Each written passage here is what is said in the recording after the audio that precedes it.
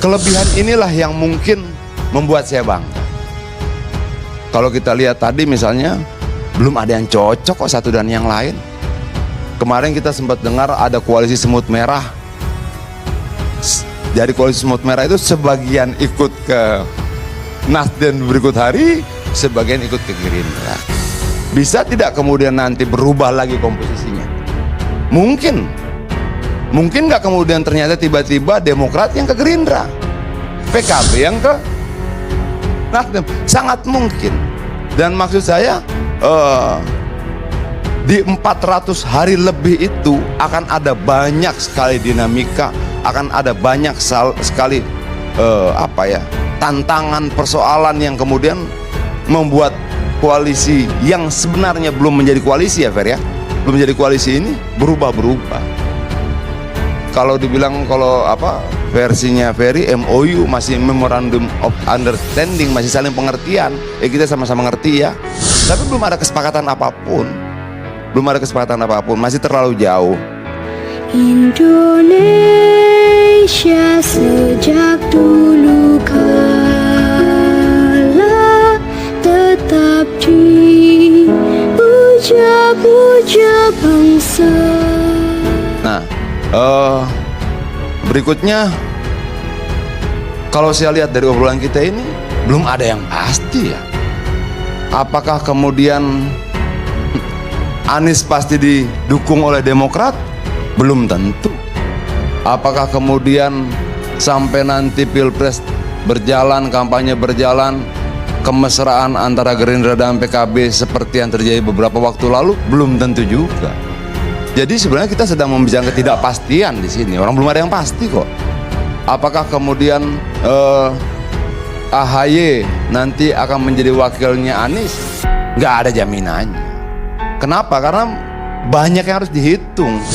Mungkin tadi yang disampaikan Herzaki kurang begitu tepat.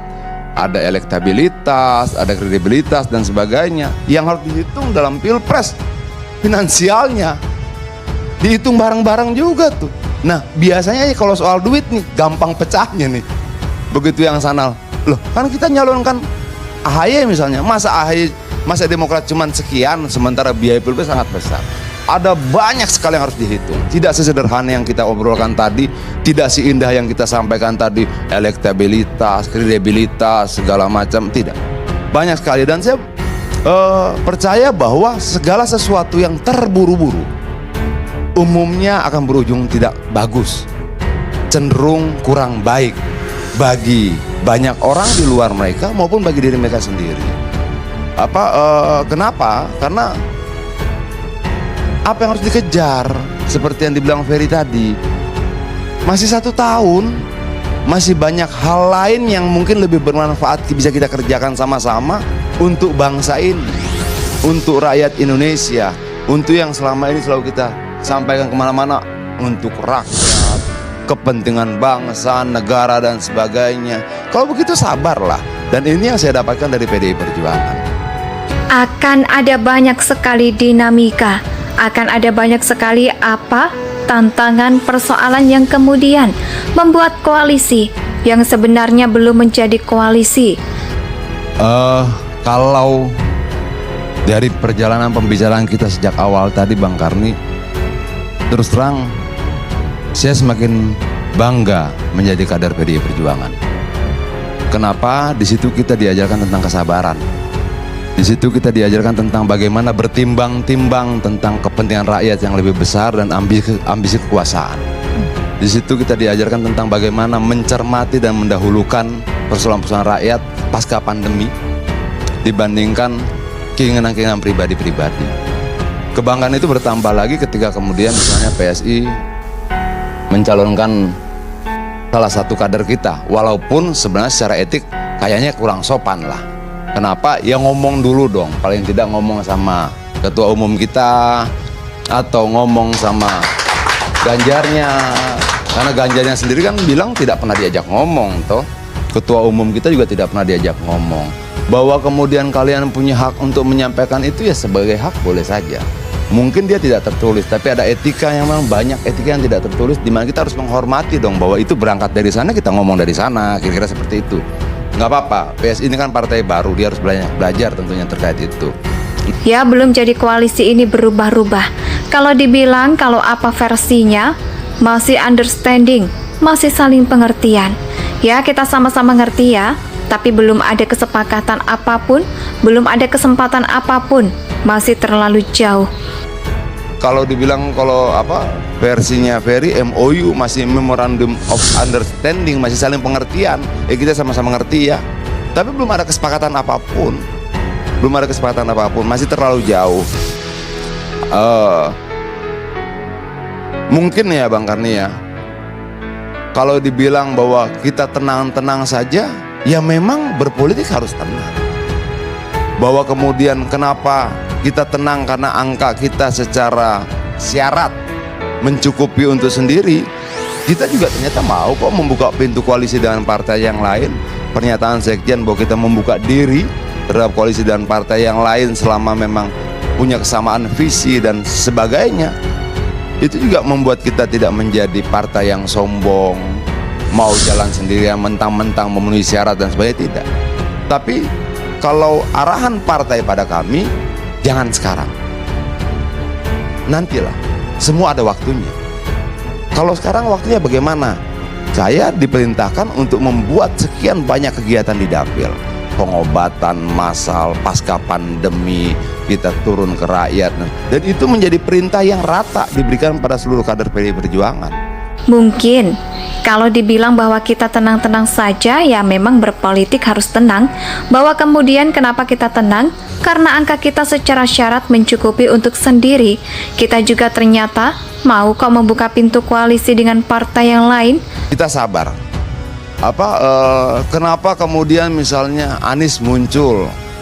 Ya, satu sisi sebenarnya keberhasilan kepemimpinan sebuah organisasi melahirkan pemimpinnya sendiri. Tidak perlu mengambil dari pemimpin lain. Kami punya banyak sekali stok calon pemimpin.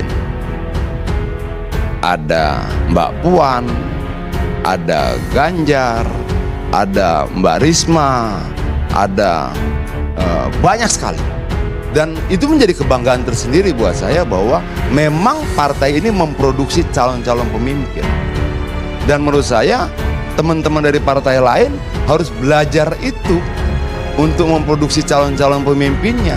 Bagaimana kemudian partai itu memang menjadi kawah candra di mukanya untuk melahirkan orang-orang tangguh, orang-orang kuat, pemimpin-pemimpin cerdas, punya orientasi dan visioner kebangsaan yang jelas dan sebagainya. Menurut saya kelebihan inilah yang mungkin membuat saya bangga. Kalau kita lihat tadi misalnya, belum ada yang cocok kok satu dan yang lain. Kemarin kita sempat dengar ada koalisi semut merah. Dari koalisi semut merah itu sebagian ikut ke Nasdem berikut hari, sebagian ikut ke Gerindra. Bisa tidak kemudian nanti berubah lagi komposisinya? Mungkin nggak kemudian ternyata tiba-tiba Demokrat yang ke Gerindra, PKB yang ke Nasdem? Sangat mungkin. Dan maksud saya di 400 hari lebih itu akan ada banyak sekali dinamika, akan ada banyak sekali tantangan, persoalan yang kemudian membuat koalisi yang sebenarnya belum menjadi koalisi ya Fer ya, belum menjadi koalisi ini berubah-berubah. Pernyataan Sekjen bahwa kita membuka diri terhadap koalisi dan partai yang lain selama memang punya kesamaan visi dan sebagainya, itu juga membuat kita tidak menjadi partai yang sombong. Kemarin misalnya Nasdem, kalau saya tidak salah, kalau salah tolong dikoreksi, Nasdem, Demokrat, PKS janjian 10 November kalau tidak salah, betul ya? Tiba-tiba kemudian Nasdem jalan sendiri. Yang mungkin sampai sekarang Herjaki dan teman-teman masih senyum-senyum gitu. Nggak apa-apa, itu hak mereka. Hatinya bagaimana? Aduh, jangan. Mudah-mudahan seperti itu, dan mudah-mudahan seluruh kader Partai Demokrat juga sama. Mudah-mudahan. Tapi kan hati mana kita tahu bahwa kalau menurut saya ikut yang 10 November itu, karena itulah yang kalau tidak salah sudah disepakati. Siapa lagi yang akan menghormati kesepakatan yang kita buat selain mereka yang membuat? Bagaimana mungkin orang lain menghormati kesepakatan yang kita buat kalau kita yang membuatnya pun tidak menghormatinya? Kira-kira seperti itulah. Namun Mau jalan sendiri, ya mentang-mentang memenuhi syarat dan sebagainya. Tidak, tapi kalau arahan partai pada kami, jangan sekarang. Nantilah, semua ada waktunya. Ujar Adian Napitupulu. di semua level, DPR RI, provinsi maupun kabupaten. Nah, menurut PDI Perjuangan itu lebih penting saat ini dibandingkan yang lain. Kenapa? Ya karena semua yang kita lakukan untuk rakyat. Bagaimana mungkin kemudian kita berbicara tentang perebutan kekuasaan di saat rakyat sebenarnya baru melewati satu situasi sangat sulit, pandemi 2 tahun lebih, dan menurut prediksi banyak ahli ekonomi tahun depan akan lebih sulit lagi. Kenapa sih kita tidak fokus untuk ke sana dulu? Kan semua ada waktunya. Aturan main tentang pemilu saja belum semuanya selesai kok. Yang baru selesai kan tahap undang-undang pemilunya. Undang-undang pemilunya itu nanti akan diturunkan sampai pada peraturan KPU-nya. Itu belum selesai. Kita sudah ribut minta ampun. Jangan-jangan nanti salah satu peraturan PKPU-nya menjadi hambatan baru misalnya bagi pembentukan koalisi. Nah, menurut saya terlalu terburu-buru. Ayolah kita sedikit lebih sabar. Itu loh. Apakah kemudian keterburuan ini ekspresi kepanikan? Nanti kalau kita nggak buru-buru, nanti nggak kebagian. Nanti kalau kita nggak buru-buru, nanti kita ketinggalan. Ya mungkin saja. Tapi kalau kemudian kita mengelola negara ini, bangsa ini, termasuk mengelola hubungan satu dengan yang lain dengan kelegowoan, harusnya tidak perlu panik. Tubuhlah. Nah, itu dia problem kita Bang Karni, bahwa saya tidak penafsir bahasa tubuh. Artinya bahwa yang saya tidak mau jadi bagian dari kelompok yang doyan menduga-duga. Apa-apa diduga-duga. Kita menduga Anies mau ditangkap, diperiksa KPK berbahaya. Kita menduga, nggak mau. Jangan, kasihan rakyat. Kasihan rakyat, teman-teman di sini kan public figure semua, suaranya didengar oleh rakyat. Kasihan kalau kemudian kita memberikan rakyat konsumsi dugaan terus-menerus. Jangan. Lebih baik yang pasti-pasti saya kita bicarakan. Kenapa? Menurut saya rakyat belum tentu punya kelapangan dada seperti kita.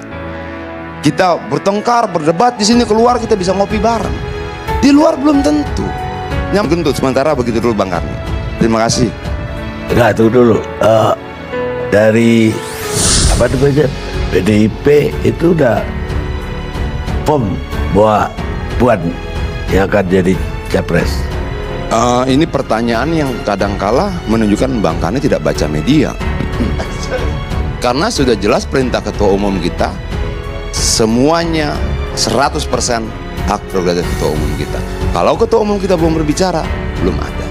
Bahasa Indonesia tanah air beta, pusaka abadi nan jaya.